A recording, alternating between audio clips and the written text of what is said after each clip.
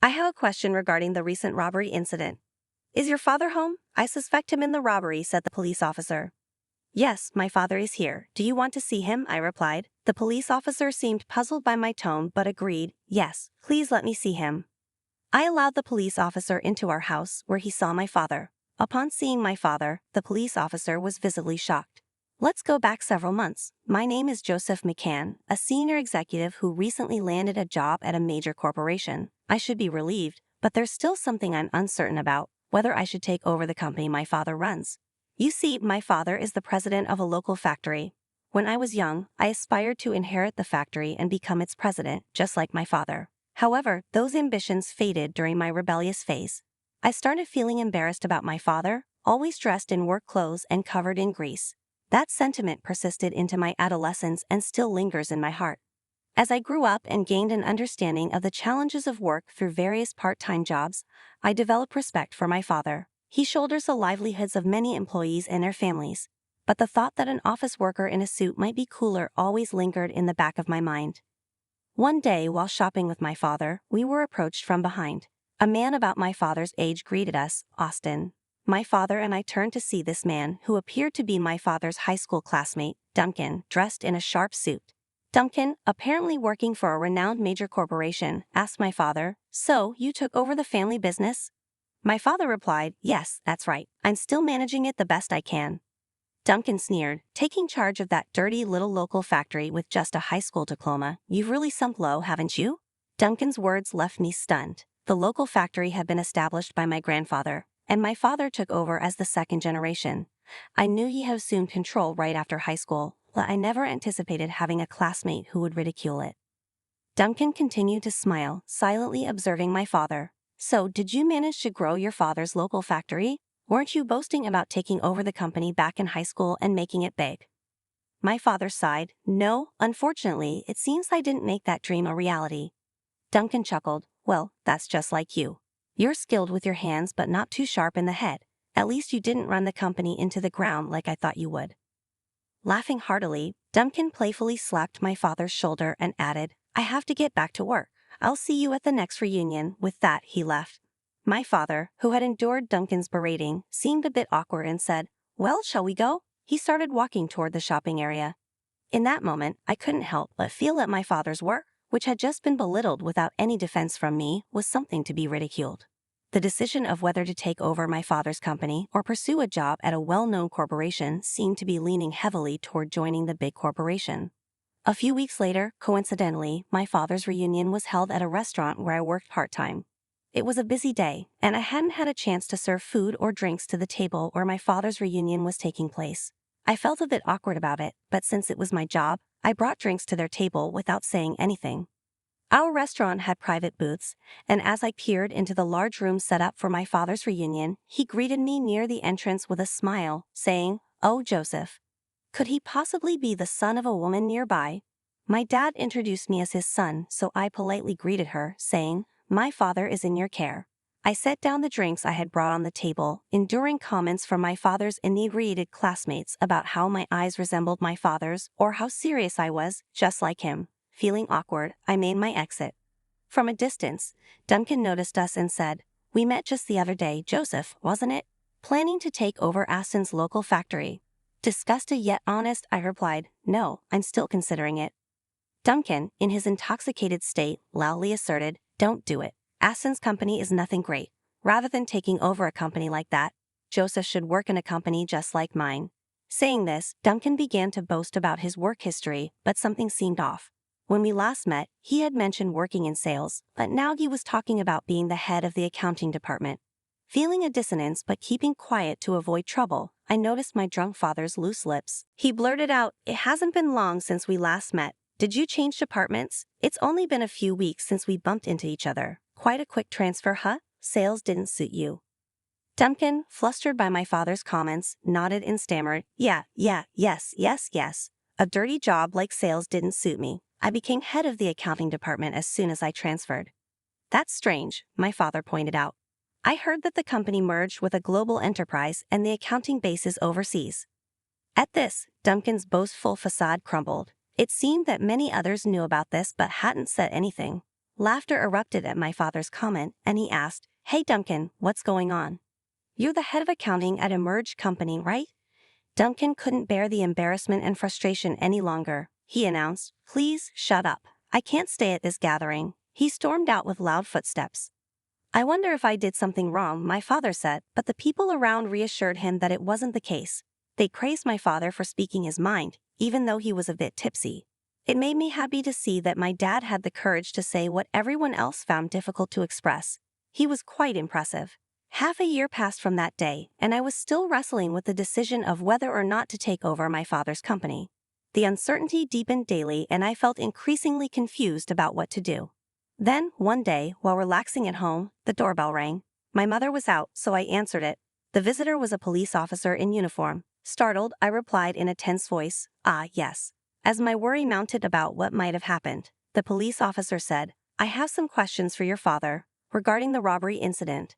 "Robbery? Mike's father?" "Yes, that's correct. Your father is a suspect in a robbery. Is he at home now?" "Yes, he is here. But do you want to see him?" I replied. The police officer seemed puzzled by my tone for a moment but then said, "Oh, please let me see him." I led the police officer to where my father's photograph sat on an altar. Then, I informed the stunned officer that my father had passed away in a traffic accident. "Oh, I'm sorry for your loss," the police officer said. I couldn't help but ask. My father wasn't the kind of person who would rob anyone. Who was suspecting him of being a robber? "I cannot share that personal information. I truly apologize for today's intrusion," the police officer repeated before leaving. I felt frustrated by the accusation against my father, but I soon found out the answer. A few days later, I was assisting at my father's local factory, taking over his role since his passing. My mother had stepped in to help, but she was in her 50s and had limited experience with my father's work. It didn't feel like enough to replace my father, so I was helping out. That's when Duncan barged in and questioned, "Aston, come out and return what you stole." The factory was filled with the loud noise of heavy machinery, but Duncan's voice cut through. He declared that he was taking something back and wasn't the only one who felt that way. Other workers stopped in surprise. I approached Duncan and said, "My father isn't here." "Then he's at home. Call him." "I've been robbed and I'm in trouble," Duncan insisted. A voice among the workers asked, "Robbed?" "The boss." But Duncan crossed his arms and stood his ground, angrily repeating, "Bring out Aston." So I asked him, "My father is not the kind of person who would rob someone. Are you sure you're not mistaken?" No, it was Aston. Aston must have been jealous of me working for a big company and stole from me. Luckily, I didn't have my wallet with me, but the fact that he robbed me is unforgivable. The police are useless, so I came here myself. Let me talk to Aston. "When did this robbery happen, by the way?" I inquired. Duncan answered it was about 2 weeks ago. The workers started murmuring in response to Duncan's hesitant answer. He seemed bewildered by the commotion, so I persisted. "So, it was really 2 weeks ago." Duncan appeared to lose his temper at my insistence. He started yelling, "What's going on?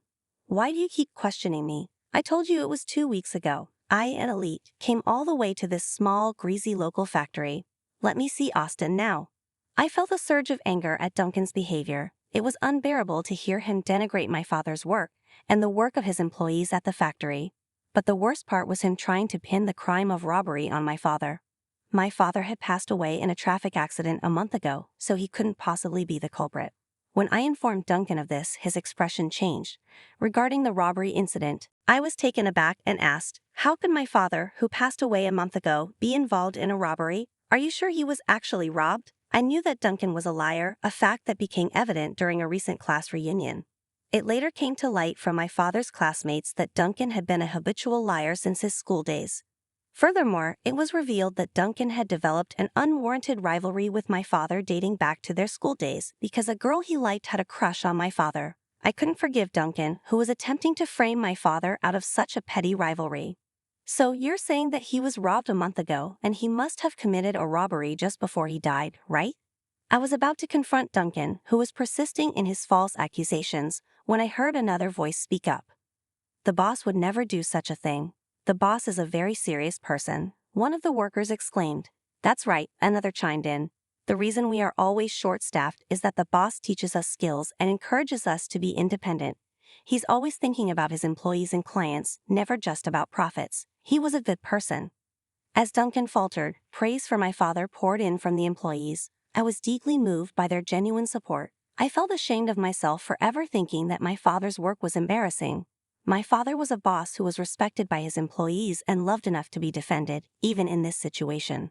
Duncan's eyes welled up with tears as voices defending my father continued to rise from the factory floor. I delivered the final blow, stating, "I will definitely report this to the police, accusing you of trying to frame my father with false charges."